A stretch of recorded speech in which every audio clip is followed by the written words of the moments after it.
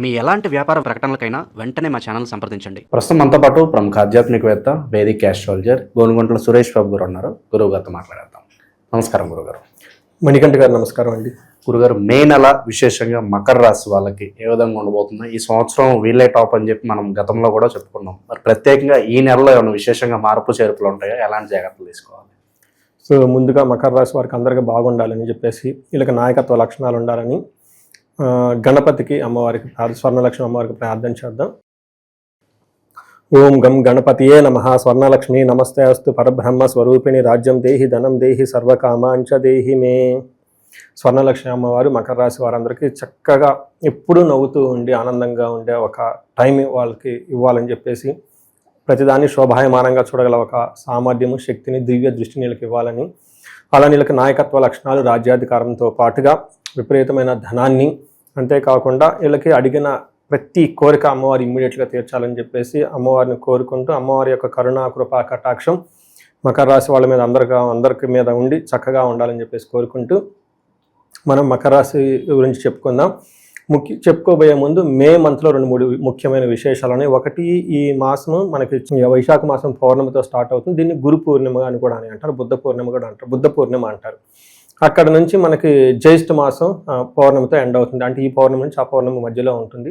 మధ్యలో ఒకటి హనుమత్ జయంతి ఉంటుంది. కొన్ని ప్రాంతాల్లో హనుమత్ జయంతి సెలబ్రేట్ చేస్తూ ఉంటారు. అది కూడా మన గ్రంథాల్లో మెన్షన్ చేస్తుంది.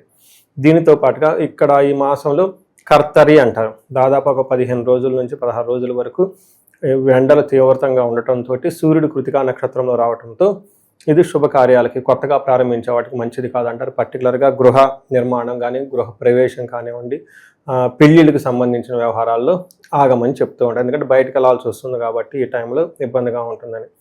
సో ఇవి అన్నీ మనం కన్సిడరేషన్లో తీసుకుంటే, ఈ మాసంలో ఇంకొక ముఖ్యమైన విషయం, 4 గ్రహాలు మారుతున్నాయి. ఈ 4 గ్రహాల యొక్క పరిస్థితి ఈ రాశి మీద ఎలా ఉందో చూద్దాం. ఒక ముక్కలో చెప్పాలంటే మకర రాశి వాళ్ళకి కొంచెం ఈ మంత్ స్లోగా ఉండాల్సిన మంత్ అని గమనించుకోవాలి. జనరల్గా మీరు చెప్పిన విధంగా మకర రాశి వారికి బాగుంది చాలా రోజుల నుంచి. అయితే ఈ వచ్చే మే మంత్ ఒక 15 to 25 బాగా పీక్లో ఇబ్బందులు ఉండే అవకాశం ఉంటుంది. చాలా గ్రహాలు మిక్స్డ్గా ఉన్నాయి, కొంచెం ఇబ్బందిగా ఉండే అవకాశం ఉంటుంది. అదేంటో మనకి డీటెయిల్స్ చూసే ముందు ఇందులో ఉన్న నక్షత్రాలు చూస్తే మనం ఉత్తరాషాఢ 2, 3, 4 పాదాలు, శ్రవణం 1, 2, 3, 4 పాదాలు, ధనిష్ట 1, 2 పాదాలు అంతా ఇందులో ఉంటారు. మనం పేరు బలం ప్రకారం చూసుకుంటే చాలా పాపులర్ అయిన పేర్లంతా మకర రాశిలో ఉంటారు. జో, జాజీ, జూజే, జో, ఖా, గా, గి అన్న లెటర్స్ అంతా మకర రాశి కింద వస్తారు. ముందుగా చెప్పుకున్న విధంగా 11, 14, 15 తారీఖుల్లో గ్రహాలు ఎక్కువ మారుతూ ఉన్నాయి అన్నమాట. 4 గ్రహాలు. ఇందులో ఒక్కొక్క గ్రహాన్ని మనం పరిశీలించుకుంటే, సూర్యుడు అవమానాన్ని తీసుకొస్తూ ఉంటారు. విపరీతమైన దుఃఖము లేదంటే టెన్షన్ కలిగిస్తూ ఉంటారు. టూ మచ్ పిల్లలకు సంబంధించిన విషయంలో కొంచెం వర్రీ, టెన్షన్ అయ్యే అవకాశం ఉంటుంది. అయితే కుజుడు వీళ్ళకి 4వ స్థానంలో ఉండి బంధువులతో గొడవలు, లేదంటే ఎక్కడైనా మనస్పర్ధలు ఉంటే శత్రువులు వాళ్ళతో కలిసి కూర్చొని మాట్లాడుకుంటే చక్కగా బాగుంటుంది. బుధుడు ఉన్న పొజిషన్ నుంచి కొంచెం భార్య పిల్లలతోటి విభేదాలు, గొడవలు తీసుకొస్తూ ఉన్నారు. అయితే శుక్రుడు 6వ స్థానంలో ఉండటంతో ఇది కూడా గొడవలు వచ్చే అవకాశం ఉంటుంది. బేసికల్గా చూసుకుంటే ఈ రాశి వాళ్ళకి భార్య పిల్లలతోటి గొడవలు, ఇంటికి సంబంధించిన వాళ్ళతో గొడవలు ఉండటము, విపరీతంగా ఖర్చులు రావటం ఎక్కువగా గమనిస్తూ ఉంటుంది. కాబట్టి జాగ్రత్తగా ఉండాలని చెప్పేసి మనం కోరుకుంటున్నాం. సూర్యుడు ఏమవుతుందంటే మిక్స్డ్ రిజల్ట్ ఇస్తారు. ఒక పక్క 5th హౌస్లో ఉండటంతో బుద్ధి చాంచల్యం ఆప్నోతి, మైండ్ అనేది చాలా ఫ్లక్చువేషన్గా ఉంటుంది, ఎక్కడ ఫోకస్ ఉండదు. తర్వాత ధనం వ్యయం విపరీతంగా అవుతుంది, మనస్తాపానికి గురవుతూ ఉంటారు. అయ్యో ఏదో చేయాలనుకున్నా చేయలేకపోయామే, ఈ ప్లాన్ కదా ఆ ప్లాన్, ఇలా విపరీతంగా టెన్షన్ రావటం, తద్వారా కొంచెం ఎడిక్షన్స్ అయ్యే అవకాశం ఎక్కువగా ఉంటుంది. ఆల్కహాల్ తీసుకోవటం, టూ మచ్ ఎంజాయ్మెంట్కి వెళ్ళిపోవటం, చేయాల్సిన పని కాకుండా సోమర్తనంగా లేజీగా ఉండటం, రకరకాల వికారాలు మొత్తం వీళ్ళకి వస్తుంటుంది. కాబట్టి జాగ్రత్తగా ఉంటుంది. అయితే ఒక విషయం, మనీ ఫ్లో బాగుంటుంది వీళ్ళకి, మకర రాశి వాళ్ళకి. రెండోది, కుజుడు అగైన్ మిక్స్డ్ రిజల్ట్ ఇస్తున్నారండి. ఇక్కడ కుజుడు వచ్చేటప్పటికి 4వ ఇంట్లో ఉండటంతో ఏమవుతుంది, క్రూర బుద్ధి, బంధువులతో గొడవలు పట్టడం, తర్వాత భాగ్యము అంటే వచ్చే ఇన్ఫ్లో ఆఫ్ మనీ తగ్గుతుంది. బట్ అగైన్ ప్రొఫెషనల్ మ్యాటర్స్లో ధనం ప్రకారం బాగుంటుందని చెప్పుకోవాలి. మనకి శుక్రుడు అగైన్ 6వ స్థానంలో ఉండటం అంత మంచిది కాదు అని చెప్తుంది. ఏమవుతుంది, 6వ ఇంట్లో శుక్రుడు ఉంటే శత్రుపీడం, శత్రువుల బాధలు వస్తుంటుంది. జ్ఞాతీనాంచ విరోధత అంటే బంధువుల నుంచి విరోధాలు వస్తుంటుంది, కుటుంబంలో విభేదాలు ఉంటాయి. తర్వాత రుణ వ్యవహారాలు, ఏమైనా అప్పులు అవి ఇవి చేస్తుంటే వాటితో ఇబ్బంది ఉంటుంది. వ్యవహారాలు చేసేటప్పుడు అందులో చిక్కులు, అనవసరమైన కాంప్లికేషన్స్ వస్తాయి కాబట్టి కొంచెం ఆలోచించుకొని చేసుకుంటే బాగుంటుంది.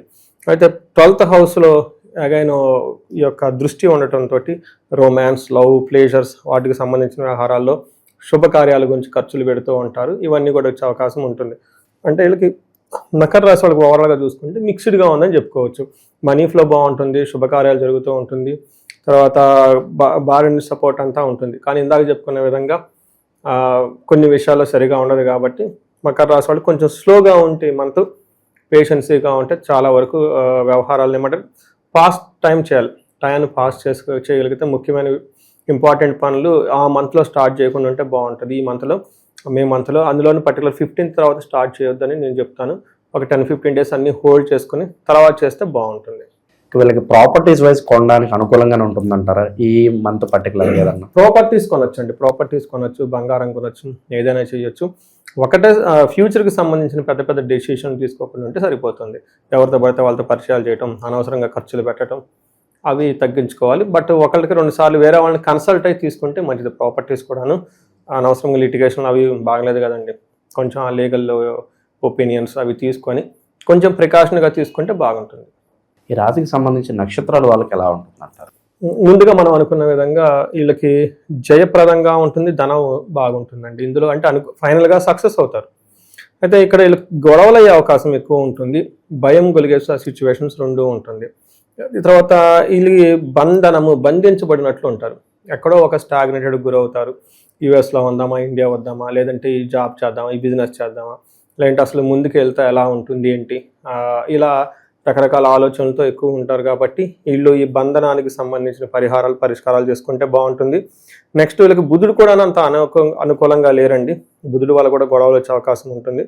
బట్ ఏ ప్రకారం చూసుకునే వీళ్ళకి కొంచెం గొడవలే అవకాశం ఉంది. కొంచెం పేషెన్సీగా ఉండటము, అలానే కన్ఫ్యూజ్డ్గా ఉండే పరిస్థితి ఎక్కువ ఉంటుంది. జాగ్రత్తగా తెలిసిన వాళ్ళని ఒకసారి జాతకం చూపించుకొని, లేదంటే సబ్జెక్ట్ మ్యాటర్ ఎక్స్పర్ట్స్ అంటారు, అందులో బాగా నిష్ణాతులైన వాళ్ళని కలిసి ఫ్రెష్గా ప్లాన్ చేసుకుంటే బాగుంటుంది. ఈ టైంలో మనం బయటకు పోయేదేదో చేసే బదులు ఇంటర్నల్గా, అంటే ఇప్పటిదాకా ఇలా 1 year చాలా సక్సెస్ఫుల్ ట్రాక్గా వచ్చారు కదా, ఈ టైంలో ఒక ఏమంటారు రీకన్సిలియేషన్, ఇంట్రోస్పెక్షన్ అంటారు చూడండి, ఆత్మ పరిశీలన లాగా చేసుకుంటే బాగుంటుంది. అంటే ప్రతిసారి మనం దూకుడుకి వెళ్ళగదండి, కొన్నిసార్లు తగ్గితే కూడా బాగుంటుంది. ఈ తగ్గితే బాగుంటుందని చెప్పి నేను కోరుకుంటున్నాను. శ్రవణ నక్షత్రం, ధనిష్ట నక్షత్రంలో రాంగ్ ట్రాన్సాక్షన్ చేస్తారు. ఒకరికి పంపించడం, డబ్బులు ఒకరికి ఇవ్వకపోయి ఇంకొకరికి ఇవ్వటం, రాంగ్ కమిట్మెంట్ ఇవ్వటం, అలా సంథింగ్ అనేది జరుగుతూ ఉంటుంది. కాబట్టి కొంచెం ఏదన్నా బెట్టింగ్ లో ఇరుక్కుని డబ్బులు పోగొట్టుకునే అవకాశం కూడా ఉంది. ఖచ్చితంగా అవన్నీ అలాంటి కాదు, ఇంకా అలాంటి 100 జరిగే అవకాశం ఉంది. జాగ్రత్తగా ఉండాలి. చూడండి, పోయేటప్పుడు ఎటు నుంచి పోతే మనకు ఐడియా లేదు, వచ్చేటప్పుడు ఎటు నుంచి వస్తే ఐడియా లేదు. అందుకని పోయే టైం వచ్చింది కాబట్టి పోగొట్టుకునే టైం, పోయే టైం అంటే మీనింగ్ వేరే ఉంటుంది. ఓకే, పోగొట్టుకునే టైం వచ్చినప్పుడు జాగ్రత్తగా కూడా ఉండి, తెలిసింది కాబట్టి పెద్ద పెద్ద ప్లాన్లు చేయకుండా, తెలవకపోతే అది వేరే విషయం, వాళ్ళు బ్లైండ్కి వెళ్ళిపోతారు. తెలిసింది కాబట్టి కొంచెం ఉదయాన్నే దండం పెట్టుకోవటం, పరిహారాలు చేసుకోవటం, అవి ఇవి చేసుకొని కొంచెం కాన్షియస్గా ఉంటే తీవ్రత చాలా వరకు తగ్గుతుంది. ఇన్ కేసు ఏదైనా జరిగినా కానీ మనం టెన్షన్ ఒక తెలిసింది కాబట్టి జరిగింది కదా అయిపోయింది అనుకుంటాం. అదే ప్రాబ్లం అసలు ఏమీ తెలవలేదు అనుకోండి, సడన్గా ఏదో చేసేస్తారా, అక్కడ ప్రాబ్లం అవుతుంది. ఎలాంటి పరిహారాలు చేసుకుంటే ఈ నెల వెళ్ళకాల్సి వస్తుంది? వీళ్ళకి మేజర్ గ్రహాలు ఇవి సరిగా లేవండి. వీళ్ళకి నవగ్రహాలు చుట్టూ తిరగటం చాలా ఇంపార్టెంట్. ఒక్కసారి అందరూ మహాన్యాసపూర్వక ఏకాదశ రుద్రాభిషేకం చేయించుకుంటే చాలా స్ట్రాంగ్గా ఉంటుంది. మన్యు పాశుపతం చేయించుకున్న ఇంకా చాలా బాగుంటుంది.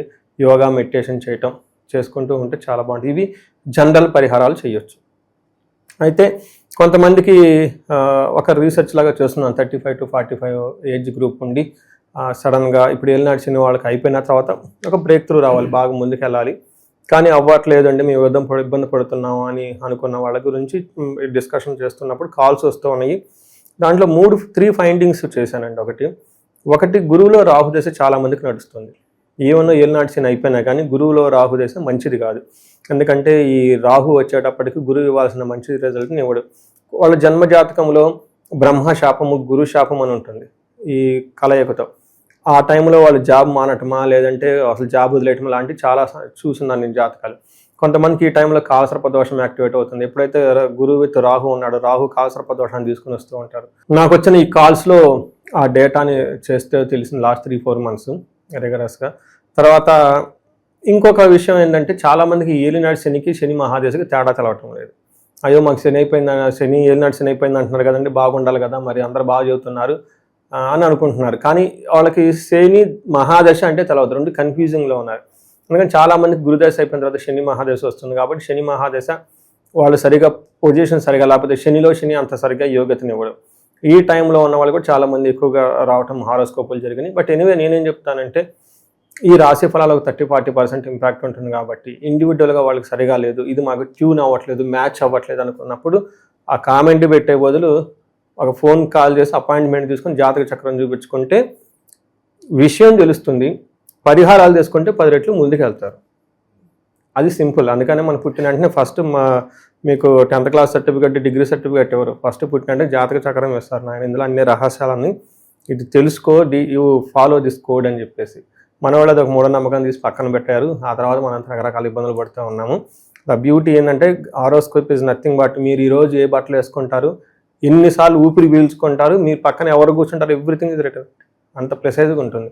అందులో మీ స్ట్రెంత్ ఏంటి, వీక్నెస్ ఏంటి, ఎందుకు ఆగిపోతారు అంటే మనం 3-4 తరాలు ఎనికి రాబోయే 3 తరాల వాళ్ళ గురించి అన్ని విషయాలు క్షుణ్ణంగా తెలుసుకోవచ్చు.